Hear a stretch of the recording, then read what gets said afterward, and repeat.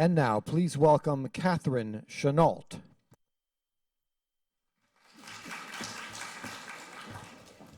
Good afternoon.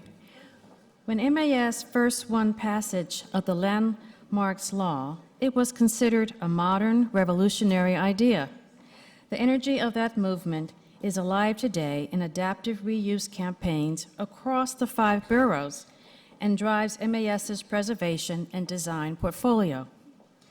The activists working to reopen the New York State Pavilion to the public, the artists restoring a long-lost work of public art in the Midtown lobby, and the new ideas for reimagining the iconic TWA Flight Center at JFK are examples that the preservation world is full of people bringing vision and ambition to animate some of New York's oldest treasures.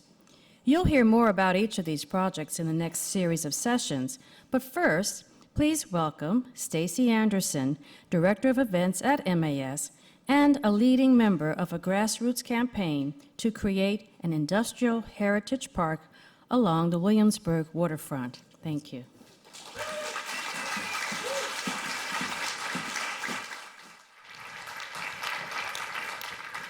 Six months ago, my friend Zach Waldman called me and asked if I'd visit a very special site along the Williamsburg waterfront.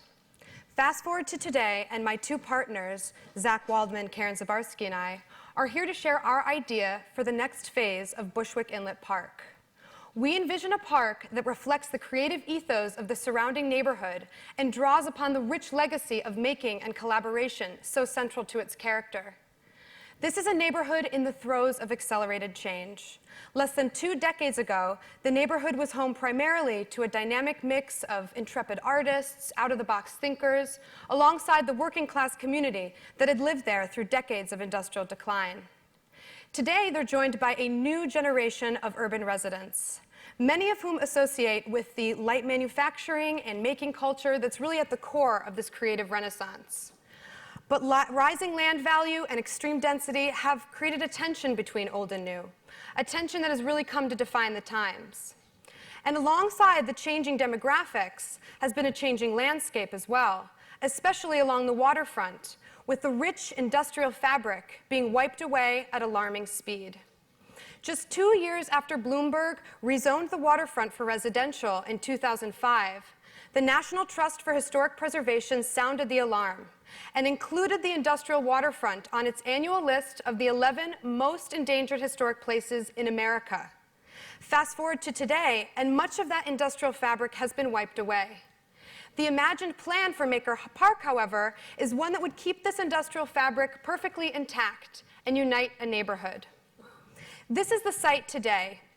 The triangle sandwiched between the Bushwick Inlet, North 12th, and Kent Avenue. And it's overwhelming and overflowing with industrial character. There is an abandoned garage with 6 double-sided truck bays that cut through the building, a 60,000 square foot building with soaring ceilings, an open floor plan, and factory windows, and a long abandoned fuel station that connect the two. The most iconic elements of the site, however, are the 10 50-feet-tall cylindrical iron fuel containers that are reminiscent of the works of Richard Serra and adjacent to the bucolic inlet. The tanks rise from the ground to create a beautiful and otherworldly industrial topography. They're encircled by retaining walls that have elevated walkways which allow you to hover above and enjoy 180-degree views of the waterfront and the skyline, or to descend down into them with incredible acoustics that reverberate against their walls.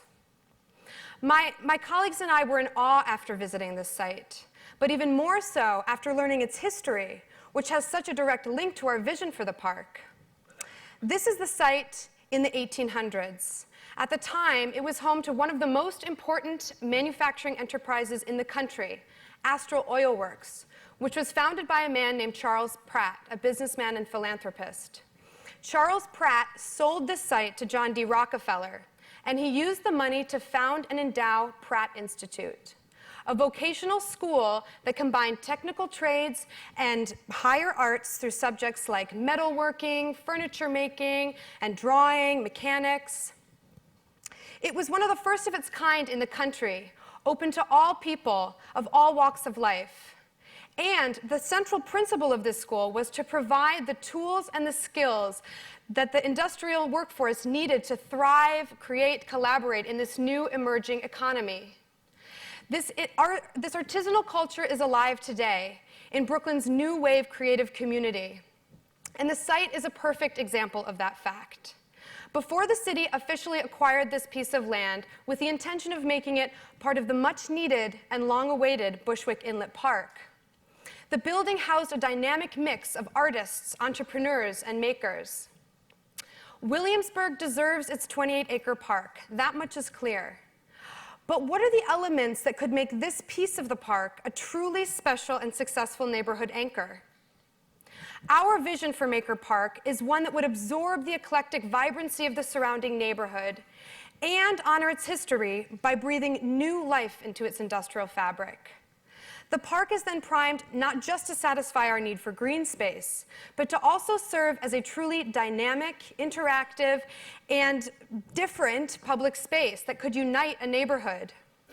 Implicit in the name Maker Park is this idea that the community will make this park, that its design and its uses will ultimately be determined by their visions and their aspirations. Our vision for Maker Park, however, would include an accessible and community-driven makerspace that could bring skills like woodworking, metalworking, 3D printing to the community in a new way. And an expansive open lawn that could be programmed, could be used for recreation, immense access to the waterfront, and abundant green space. More square footage of green space, in fact, than the current plan if all structures are to be covered in green, with green walkways, with hanging vertical gardens and rooftop farms. There could be an activated truck bay with food trucks and seating areas. The tanks, however, the most iconic elements of the site, could be activated in any number of ways, as performance spaces, rotating sound and art exhibitions, viewing platforms. The possibilities are virtually endless, but only if we are to embrace the rich industrial legacy that we've been left.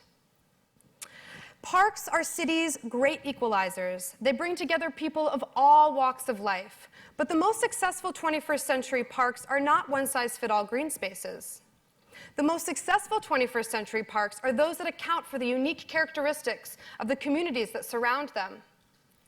They're activated and creative in the way that they bring people together. They incorporate principles of equity into their design, and they account for the unique history that they stand on. In the case of Maker Park, the rich industrial fabric is the origin of this vision and of its potential. And I look forward to working with all of you in hopes of making this great community asset a reality. Thanks so much.